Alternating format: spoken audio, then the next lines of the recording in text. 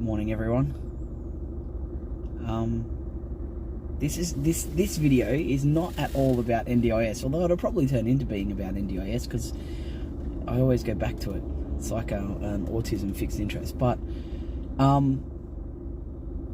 wanted to talk about, I was just listening to the radio on 2WS, and it was Amanda Keller, I think it is, and Jonesy, who always strikes me as the biggest bogan that you could possibly be, other than being, you know, a Cronulla Sharks fan. But anyway, so they were talking about gender reveal parties, and they were saying how, you know, there's one end of the spectrum which is like there are people. There was one recently that caused so much damage because they did it down in a quarry. This is in America, in a quarry, and they set off like 34 kilograms of a dynamite type of substance, you know, caused damage to nearby houses. People could hear the blast, and I believe that somebody actually they contaminated some water or something, right? So just nuts to confirm that their child is indeed a boy. So I don't know if everyone has seen one of my videos where I do actually tell you guys I was born female, so I'm transgender. And I've got to say, in terms of a gender reveal, I don't think it really matters sometimes what colour comes out of what blast you are creating.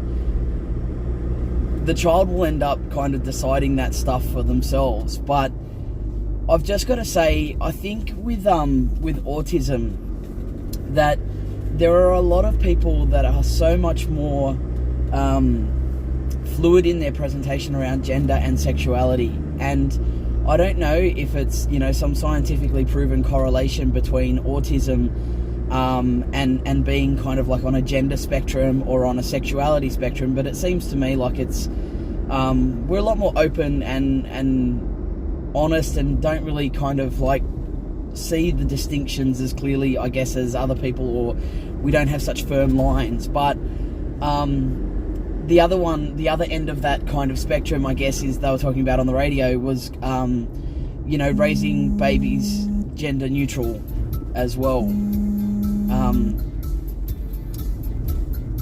And so what do I think about that? I think, well, you know, I think there's ways you can do that without being too extreme.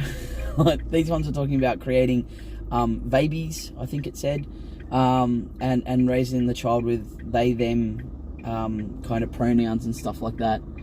And I think, you know, there's lots of stuff that we can do for kids to not make gender the be-all and end-all of everything that they do. And I think, you know, there was stuff that I did with my boys. Like, my boys are 6 and 9 now, and I've got a stepson who's 14. So when my boys were very little, if they wanted to play with a doll, I'd let them, you know, and I'd have kind of people go, well, why are you letting boys play with dolls? And I'd go, well, how else do we model being good parents? Like, how else do we model being good dads?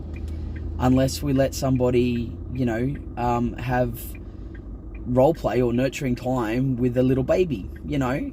How do we create that kind of setup? And you know, another one was buying like a little kitchen or a little cooking set and stuff for my boys. And again, it was kind of like, but you know, cooking's for girls. And it's like, well, no, it's not. You know, we've got chefs. And again, I want my boys to be able to cook themselves some scrambled eggs one day when they want to, although neither of them eat egg. But you get the point. I guess, you know, we spend a lot of time focusing on blue and pink, and historically, actually, those two colours have been reversed in our history. That used to be little boys that wore pink and little girls that wore blue. So anyway, I thought, you know, I'm just jumping on here to talk about something else that hits home with me rather than the NDIS all the time, and it is about this gender stuff. And you know, there are things that I guess you can do for your kids to make them feel more comfortable. I know with my father, who I have a very bad relationship with, I don't actually speak with him. I was always kind of made to have long hair and wear dresses, etc. And when I lived with my mum was very much like, well, what makes you comfortable? You know? So that was always kind of like shorts and shirts and t-shirts and stuff. And so, you know, without you know, going over the top or being too outrageous, my mum just let me be. My mum just let me be myself, and you know, that was it. So, you know, alongside the realization that I was autistic, or not even a realization that I was autistic at an older age, because I kind of knew, I had the added, you know, information there from the psychologist that if I had been born a boy and presented the way that I did as a teenager, I would have received my diagnosis at the age of 14. But presenting as a female, or being a female at that time, delayed my autism diagnosis. So I have a lot of empathy for girls on the spectrum, because I just don't think that's fair. I don't think it's fair that, you know, the community out there, up until, you know, recently, I guess, has really kind of viewed girls on the spectrum in a completely slanted point of view, unless you present 100% like a boy. Now, my presentation for autism as a teenager was very, very much mainstream opinion of what an autism presentation is like. However, because I was female, I was diagnosed with ADHD, which was even rare back then in the 90s, and I was diagnosed with bipolar, which was not a correct diagnosis. So I have a lot of empathy for people, for girls on the spectrum, because I think it's a lot harder for girls to kind of ensure that they receive diagnosis and receive the supports that they need. And this is something that we still see, you know, now within the, I'm going to go back to it, now within the NDIS, we don't see, you know, that support for girls and as much as we do for boys, I think. So in terms of gender reveal parties, I kind of scratch my head at them and just go, I don't understand why there's so much emphasis on what that child is going to, you know, be, because really your future's untold. And that's the only thing I could tell you about it, is that, you know, I guess when I was born, everybody had a certain expectation of what I was going to be, and I've certainly shattered all of those expectations.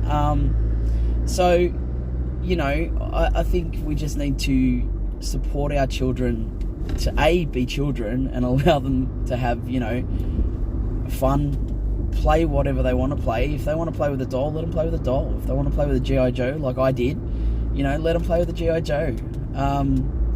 You know, when I was younger and I actually said that I liked girls, I remember my brother, who's you know 9 years older than me, coming up and saying, "Oh man, did I do the wrong thing buying you G.I. Joes, you know, to play with? Is that what's made you, you know, like girls?"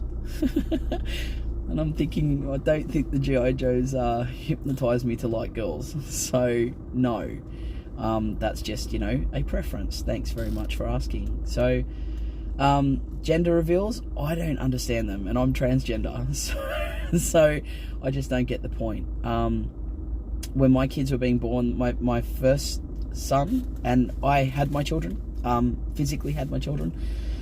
So my first son, they couldn't tell me what he was going to be, so that was a complete surprise when he popped out and they announced it, and that was kind of awesome, you know, like it was and it didn't matter to me. It didn't matter whether, you know, he was going to be a boy or a girl, as long as he was healthy and happy, you know.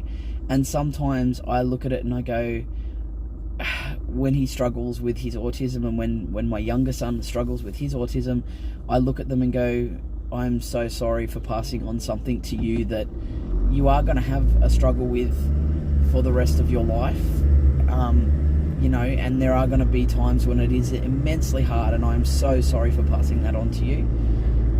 But other times, you know, I look at their amazingly brilliant minds and some of the things that they come out with that I just know is because they don't think in a linear kind of way. They don't think in a neurotypical way. And I just think, you know what, that's the part of autism that I'm happy to give you, the part that makes you think outside the box and think differently.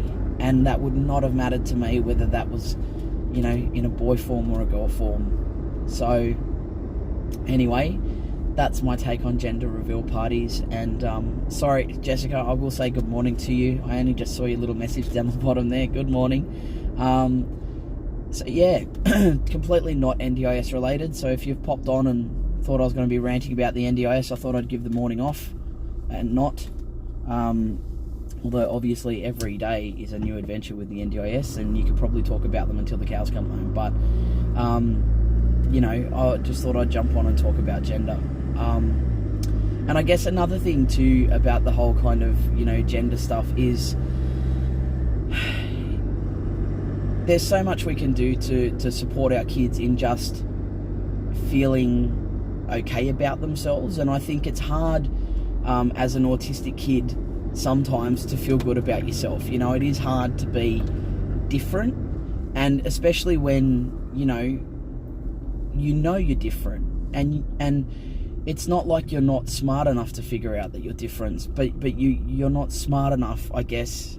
It's not even smart. It's you can't figure out how to make those things work. You can't figure out how to read the faces. You can't figure out how to fit in with the cliques. And you know, I think it's hard for those kids, and I think whatever we can do to make it easier on our kids and support them in being the little autistic individuals that they are, then that's what our job is as the grown-ups in this equation, and as the adults in the world. Our job is to make those kids feel safe and loved and comfortable, you know. And at the end of the day, if that means, you know, using a different pronoun or a different name, or letting your kid play with dolls, or letting them have a dress-up box or something like that, then let them explore that. Let them feel comfortable and let them express themselves in that way. Because I think especially with autistic kids, we don't get to express ourselves very well, you know, and we don't get to express ourselves the way that we normally would, because we are trying so hard to fit into the world around us. And I think it's not until, and for me, I can say this wholeheartedly, it wasn't until I was about 38 years old that I decided to just be me, whatever that meant. You know, 36, 37 maybe. And I just turned around and went, you know what, I can't keep being a person that I'm not, and having, you know, and trying to fit in when I don't. I'm just gonna embrace being myself. And I think that's the biggest gift that we can give to autistic kids, is allowing them to embrace themselves, and also teaching them about self-advocacy. And I think that's massively important with our community. You know, and that comes along with like gender and sexuality and disability rights and all of those things. They are all kind of intertwined. And I think the most important thing, you know, for us to do is to teach those kids how to self-advocate, how to put their hand up and say, you know what, I don't like sitting in this seat because, you know, that light over there is flickering, or I don't like being in this spot because, you know, I can hear a tap dripping behind me, or something like that. And I think it's really, really important that we teach our kids that they're allowed to, you know, they're allowed to ask for a reasonable accommodation. They're allowed to highlight that something isn't working for them, you know, and that's important as well. And teaching them how to do that, and how to approach people and say that something doesn't feel right for them, I think is massively important. And that would be, you know, if I could give my kids a gift, it would be the gift of self-advocacy. Because goodness knows I've given them enough deficits probably to deal with. So yeah, I think, you know, gender reveals, if you must do them safely. Don't do them where you're going to pollute people's water. And yes, you just saw me duck when I came into a car park. I do it all the time, even though I know the car fits. So yeah, I think gender reveals, if you must, go for it. I don't know that it's going to make much difference when the kid's older. You know, they might not choose to be that gender, or they might not have been that gender all along. And that's, honestly, I feel, for me, it's not that you necessarily choose to be transgender. You just choose to be the gender that you probably, you know, your brain is aligned to the whole time. And there's lots of studies out there that show you know, the chemical makeup and the biochemistry of a transgender person's brain actually aligns with the gender that they feel they are. So, you know, for example, that whole kind of like, oh, you think like a guy, that is